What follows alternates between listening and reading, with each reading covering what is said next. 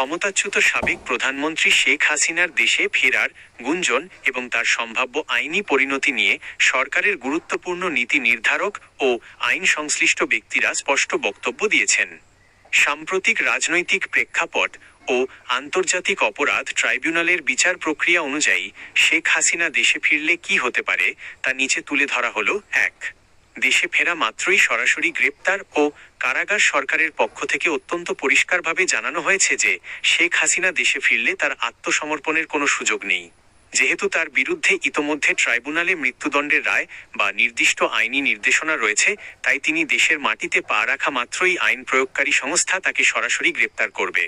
আন্তর্জাতিক অপরাধ ট্রাইব্যুনালের চিফ প্রসিকিউটরের বক্তব্য অনুযায়ী তার বিরুদ্ধে মৃত্যুদণ্ডাদেশ থাকায় দেশে আনা বা পাওয়া মাত্রই তাকে প্রথমত জেলে কারাগারে যেতে হবে। ২.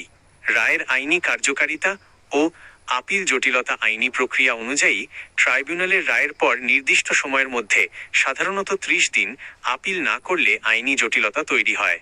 চিফ প্রসিকিউটর উল্লেখ করেছেন যে আন্তর্জাতিক অপরাধ ট্রাইব্যুনাল আইনের ২১(৩) ধারা অনুযায়ী নির্দিষ্ট সময় পার হয়ে গেলে সরাসরি আপিলের সুযোগ সংকুচিত হয়ে পড়ে। ফলে দেশে ফিরলে তাকে আদালতের কঠোর আইনি প্রক্রিয়ার মুখোমুখি হতে হবে এবং রায় কার্যকরের প্রক্রিয়া শুরু হবে। ৩. সরকারের বর্তমান অবস্থান ও প্রত্যর্পণ চেষ্টা। প্রধানমন্ত্রীর তথ্য উপদেষ্টা এবং সরকারের অন্য উপদেষ্টারা জানিয়েছেন যে দেশের জনগণ শেখ হাসিনার অপরাধের সর্বোচ্চ শাস্তি এবং ন্যায় বিচার দেখতে চায়। সরকার তাকে দেশে ফিরিয়ে এনে বিচার নিশ্চিত করতে পুরোপুরি বদ্ধপরিকর। তাকে আইনি প্রক্রিয়ায় ভারত থেকে ফেরত আনার জন্য ইতোমধ্যে আনুষ্ঠানিক আবেদন ও কূটনৈতিক তৎপরতা জোরদার করা হয়েছে।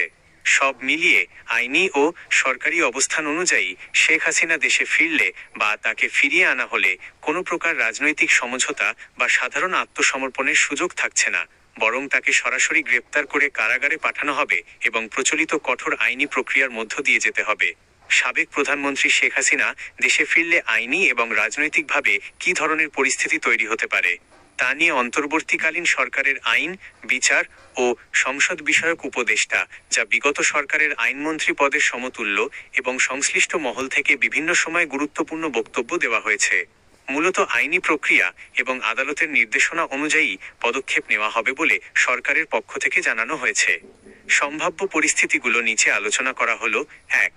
আইনি পদক্ষেপ ও গ্রেপ্তার। আইন মন্ত্রণালয়ের স্পষ্ট বার্তা অনুযায়ী শেখ হাসিনার বিরুদ্ধে আন্তর্জাতিক অপরাধ ট্রাইব্যুনাল সহ দেশের বিভিন্ন আদালতে অসংখ্য হত্যা, গুম ও গণহত্যার মামলা রুজু হয়েছে। গ্রেপ্তারি পরোয়ানা তামিল। দেশের আইন অনুযায়ী কোনো মামলার আসামির বিরুদ্ধে আদালত থেকে গ্রেপ্তারি পরোয়ানা জারি হলে তিনি দেশে পা রাখা মাত্রই আইন শৃঙ্খলা বাহিনী তাকে গ্রেপ্তার করতে বাধ্য। আদালতে সোপর্দ। গ্রেপ্তারের পর তাকে দ্রুততম সময়ের মধ্যে সংশ্লিষ্ট আদালতে হাজির করা হবে এবং আদালতের নির্দেশ অনুযায়ী পরবর্তী আইনি প্রক্রিয়া, যেমন রিমান্ড বা জেল হাজতে প্রেরণ, কার্যকর হবে। ২. মামলার বিচার প্রক্রিয়া। সরকারের পক্ষ থেকে বারবার জোর দিয়ে বলা হয়েছে যে শেখ হাসিনার বিচার প্রচলিত আইন এবং আন্তর্জাতিক মানদণ্ড বজায় রেখেই করা হবে। স্বচ্ছ বিচার। ট্রাইব্যুনাল বা বিশেষ আদালতে মামলার শুনানি হবে। আত্মপক্ষ সমর্থনের সুযোগ। আইনগতভাবে তিনি একজন আসামি হিসেবে আইনজীবী নিয়োগ করা এবং আত্মপক্ষ সমর্থন করার পূর্ণ সুযোগ পাবেন। ৩. রাজনৈতিক ও আইন শৃঙ্খলা পরিস্থিতি। সাবেক প্রধানমন্ত্রীর দেশে ফেরার খবর বা সম্ভাবনা তৈরি হলে দেশের সামগ্রিক আইন শৃঙ্খলার ওপরের একটি বড় প্রভাব পড়তে পারে। নিরাপত্তা জোরদার। যেকোনো ধরনের অপ্রীতিকর পরিস্থিতি, সংঘাত বা বিশৃঙ্খলা এড়াতে বিমানবন্দর এবং আদালত চত্বরসহ দেশ জুড়ে সর্বোচ্চ নিরাপত্তা ব্যবস্থা গ্রহণ করা হবে। সমর্থক ও বিরোধীদের প্রতিক্রিয়া। তার রাজনৈতিক দল ও সমর্থকদের আইনগত অবস্থান এবং সাধারণ জনগণের প্রতিক্রিয়ার উপর ভিত্তি করে রাজনৈতিক উত্তাপ বৃদ্ধি পাওয়ার সম্ভাবনা থাকে। মূল বক্তব্য। সরকারের আইনি উপদেষ্টাদের স্পষ্ট অবস্থান হল, আইন সবার জন্য সমান। সাবেক প্রধানমন্ত্রী দেশে ফিরলে সাধারণ আইনের গতিধারা অনুযায়ী সবকিছু পরিচালিত হবে এবং সম্পূর্ণ আইনি প্রক্রিয়ার মাধ্যমেই মামলার রায় ও ভবিষ্যৎ নির্ধারিত হবে।